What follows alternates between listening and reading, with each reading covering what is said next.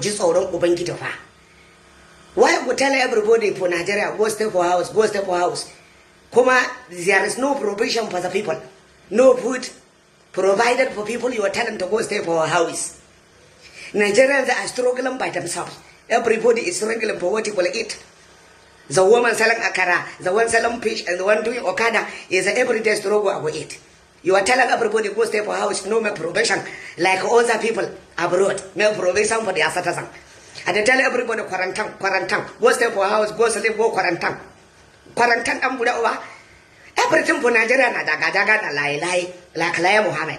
I didn't tell us for Abuja 20 people I didn't die. For Lagos 21 people I didn't die. Why is the evidence? What is the identity of the people?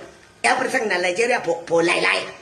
Because the government want to collect money from United Nations, from UNICEF, from American government. That is the reason why they want to tell everybody, put fear in the heart of everybody. In Nigeria, no hospital, nothing. If Corona hadn't enter here, wallahi, everybody hadn't dies. Nose mask, government cannot give us nose mask to cover, cannot give us sanitizer. Everything for Nigeria, no value for life. Come on, they tell us go sleep, go sleep. We are not going to sleep because the problem in Nigeria, we are tired, is bigger than the COVID-19. The problem we have in Nigeria, the economic problem, the insecurity, wallahi, is bigger than COVID-19. Therefore, let nobody terrorize us. The tuning uwengi de makadogara we throw us in the name of Jesus. Wallahi kuma he will deliver us from this shautan, from this plague, from this COVID-19.